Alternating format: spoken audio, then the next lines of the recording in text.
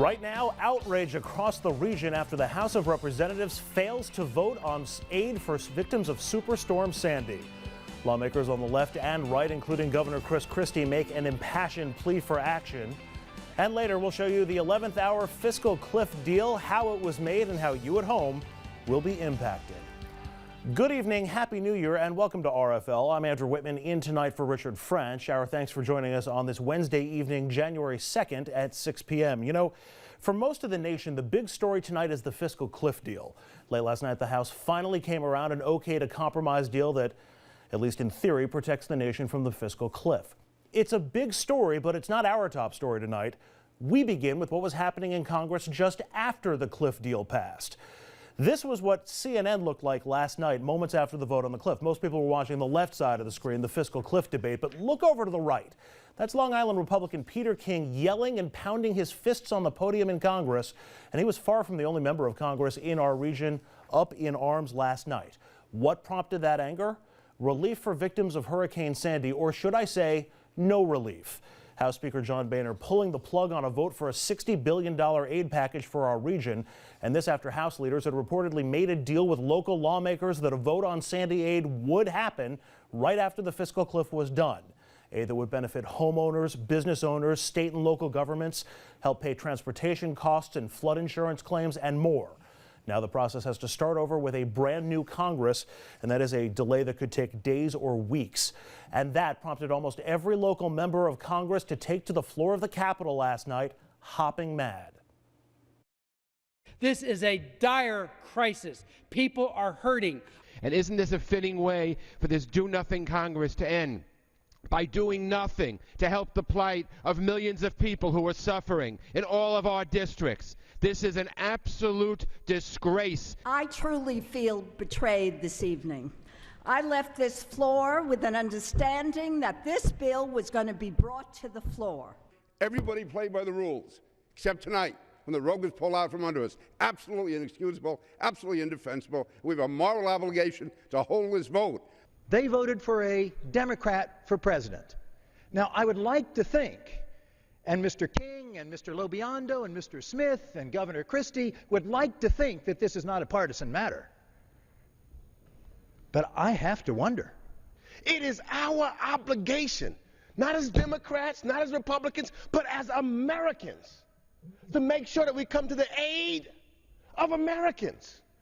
For the first time, that I'm not proud of the decision my team has made.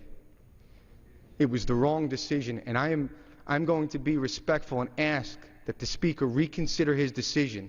The Republicans will adjourn this session, allow this bill to be buried, and make sure that the people of our communities not get the help that they need. This is a very serious matter. This need is immediate. This can't wait till next week or next month. That maybe they should call and ask the Congress and ask the Speaker, please reconsider.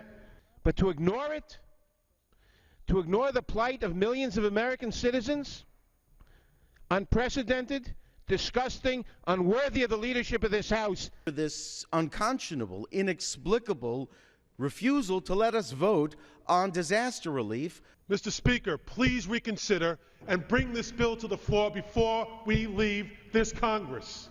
Why not now? What is different now? New York, New Jersey, and Connecticut, parts of Pennsylvania, have been devastated. Dysfunction, Mr. Speaker, in this Congress shouldn't result in punishing victims of Sandy in New York, New Jersey, Connecticut, and Pennsylvania. This is a sad day. It's about the angriest you'll ever see, Nita Lowy. And today the anger continues, most notably from local Republicans like Long Island's Peter King. One person you did not mention was Speaker Boehner. Do you blame him outright? I do. Speaker Boehner is the one. He walked off the floor.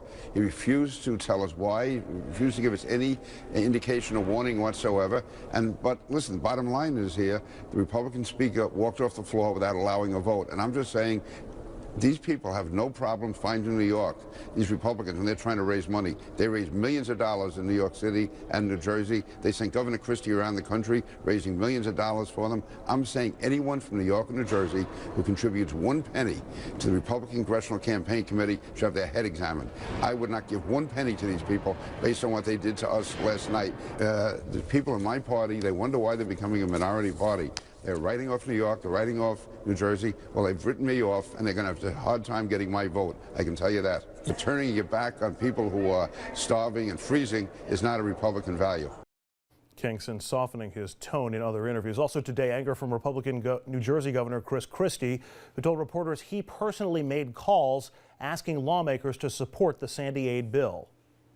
Last night, politics was placed before our oaths to serve our citizens. For me, it was disappointing and disgusting to watch. 66 days and counting. Shame on you. Shame on Congress. Christie also talking about his frustration with Republican House leaders, singling out Speaker John Boehner, saying he was assured the vote would happen, but that after last night, quote, "I have no reason to believe anything they're telling me." Reaction also today from Democratic Governor of New York, Andrew Cuomo. I believe it was a dereliction of duty. I believe that government matters and the functioning of government matters.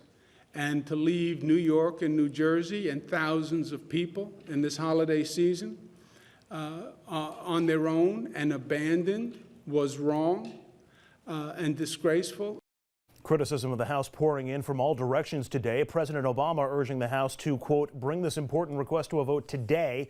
It didn't, and pass it without delay for our fellow Americans. Reactions from the Senate. New York's Kirsten Gillibrand, quote, "Speaker Boehner should come to Staten Island and the Rockaways, but I doubt he has the dignity nor the guts to do it."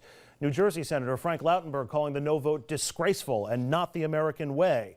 New Jersey Senator Robert Menendez, quote, "House Republican leadership told New Jersey and New York to drop dead." New York's Chuck Schumer also blasting House Republicans and also focusing on the potential impacts of last night's non-vote.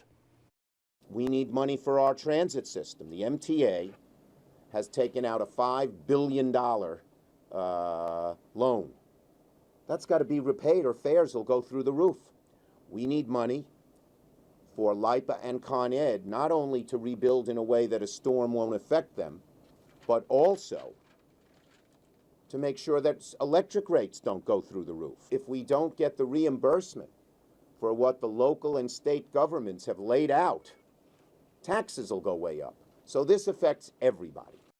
Only after all that pressure came word that the House will deal with aid for Sandy victims, but not right now. House Speaker John Boehner announcing the House will vote on Friday on a $9 billion aid package, but that will only deal with flood insurance. Those impacted by the storm will have to wait until January 15th before the full House votes on the remaining $51 billion in aid. So what exactly did happen behind the scenes in the House last night, and why are our region's Sandy victims stuck out in the cold? For the backstory, we turn to Martin Cady, Deputy Managing Editor for Politico. He joins us now from Politico HQ. Martin, thanks for the time. Thank you. The word that we're getting in part from Politico's reporting is that there was a deal in place to hold a vote, and Speaker Boehner broke that deal without telling anyone and without explanation. What more can you tell us? Yeah. Well, it's funny. First of all, it was a very long 48 hours. New Year's Eve, New Year's Day on the fiscal cliff. Boehner had a lot of trouble passing this. So we haven't got an explanation. It's like he just said or pooped out. You know, he was done. And they called it a night. And suddenly the New York and New Jersey and Connecticut people thought, wait, what? I mean, it caught them way off guard. So this is a huge problem for the tri-state area, for House Republicans who represent that area. There aren't a whole lot of Republicans left in New York State, and they're super angry at their speaker right now. And so when the region's delegation, New York and New Jersey, say we had no idea this was coming, we had a deal, they're on the level with that, correct? Yeah, we were expecting just a quick vote, and just, you know, I'm editing the stories, and suddenly our reporter covering this says they've pulled the plug, and suddenly at midnight on New Year's Day, the people in the New Jersey and New York delegation are getting word of this. They're rushing to the floor. They're raging against their own speaker. These are Republicans going against the Republican speaker. It's continued into Tuesday, January 2nd here. You've seen what Chris Christie is saying. You've seen what Michael Grimm from Staten Island is saying. They're super angry. Now they're trying to figure out how to salvage it. And here's the big problem. This Congress ends tomorrow morning. A new Congress starts January 3rd at noon. The bill dies. They have to reintroduce the bill, get it back through the Senate. So further delaying any aid to the area. Do we know how long the process could take once the new Congress is sworn in tomorrow? And does this thing have to go to committee and go through all of those steps again? Could it be a quick vote?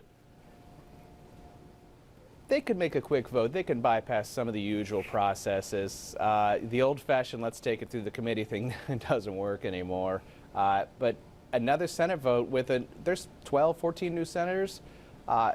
With all this new business in the new Congress, could delay it for several days. They're trying to salvage it right now and into the morning, but it doesn't look good. This is $60 billion.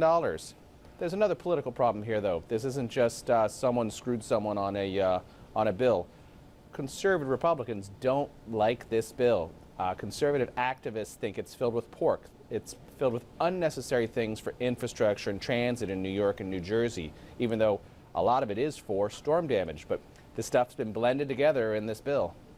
Going back to the drama last night, Martin, what is at play? You mentioned the conservatives who were unhappy with the bill. Is that why Boehner pulled this, so that he could spare those Republicans from having to cast that vote and perhaps protect his own speakership? He's already announced there will be a vote January 15th. Yeah, I mean, Boehner has already had his share of trouble with his conservatives regarding fiscal matters, spending, taxation. To add one more vote on $60 billion of hurricane aid that's not paid for, that adds the deficit, to do that right after the fiscal cliff vote that they already hated, maybe he was worried it wouldn't pass. I mean, there are a lot of angry Republicans on the fiscal cliff deal. Martin Cady, Deputy Managing Editor for Politico, thanks so much for the time. Really appreciate it. Thank you. We're going to take a quick break. When we come back, our panel joins us to sound off on Congress's failure to act for Sandy victims. Stay with us.